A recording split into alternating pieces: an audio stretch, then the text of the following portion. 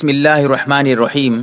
شوال کے مہینے میں جو 6 روزے رکھتے ہیں، یعنی عید کے بعد عید والا جو مہینہ ہے اس میں جو 6 روزے رکھتے ہیں، جس کو بعض حضرات شوال کا روزہ اور کچھ جو ہے زکوٰۃ کا روزہ کہتے ہیں، میں اس کا حکم کیا ہے، اس روزے کو رکھنے کا حکم کیا ہے، واجب ہے، فرض ہے، سنت ہے یا کیا ہے، شرعی حکم کیا ہے، اس کو بتاؤں گا۔ اس کے ساتھ ساتھ اس روزے کی فضیلت، جو 6 روزے رکھیں گے اس کی فضیلت کیا ہے، اور اس کے ساتھ ساتھ اس کا جو ہے طریقہ کیا ہے، کیسے روزہ رکھیں گے، اس کا صحیح طریقہ کیا ہے، اور اس کے علاوہ کچھ اہم مسائل آپ کے سامنے ذکر کروں گا۔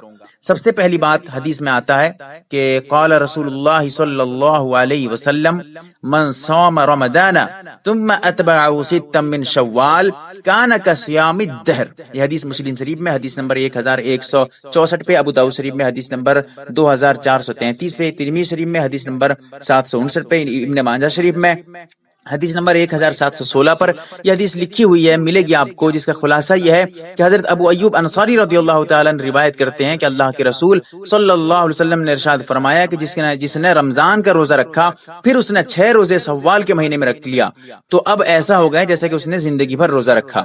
اب یہاں پر سنیں، سب سے پہلا اس کا حکم کیا ہے؟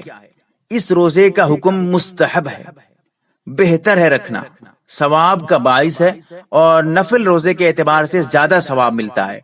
یہ روزہ رکھنا چاہیے، ضروری نہیں ہے، واجب نہیں ہے، فرض نہیں ہے۔ اگر کوئی رکھ لیا تو اچھی بات ہے، کوئی نہیں رکھا تو کوئی بات نہیں ہے، کوئی گناہ نہیں ہے، لیکن ثواب کے کام میں پیچھے نہیں ہٹنا چاہیے۔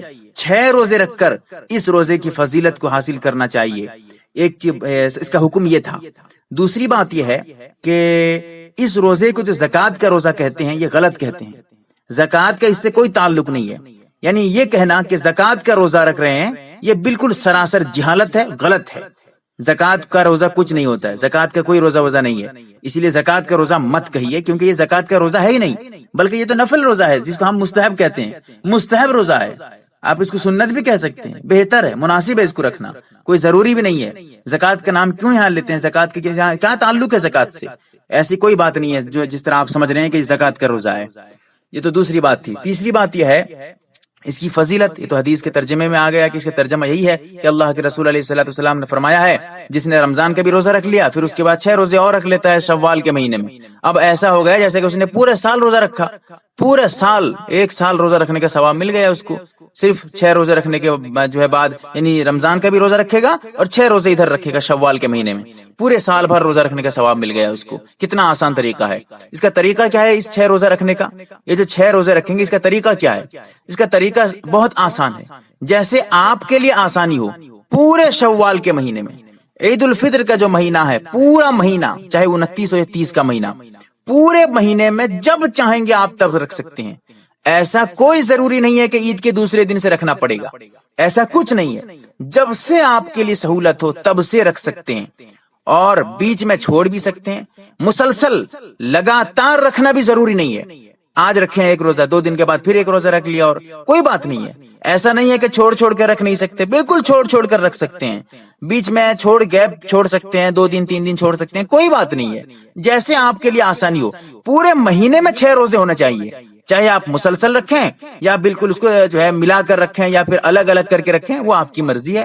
اب یہ اس کے احکام تھے۔ اس کے علاوہ یاد رکھیں کہ یہ جو 6 روزے ہیں اس کے بارے میں ذرا یہ یاد رکھیں کہ جس کا روزہ چھوٹ گیا ہے، مسافر تھا یا عورت جو ہے حالت حیض میں تھی، روزہ نہیں رکھ پائی تھی، اس کے لیے مناسب اور بہتر یہ ہے کہ وہ پہلے قضا روزہ رکھ لے پھر اس کے بعد اس روزے کو رکھے، ورنہ اگر اس روزے کو پہلے رکھ لے تب بھی کوئی بات نہیں ہے، تب بھی اس کا یہ جو ہے ثواب مل جائے گا اس کو، لیکن مناسب یہی ہے کہ پہلے وہ قضا روزہ رکھے پھر اس کے بعد اس کو رکھے، اس کے لیے بہتر یہ ہے جس کا روزہ چھوٹ گیا تھا۔ بہرکیف اللہ سے دعا کریں کہ اللہ تعالیٰ اس روزے کو رکھنے کی توفیق عطا فرمائے، اس فضیلت کو حاصل کرنے والا بنائے۔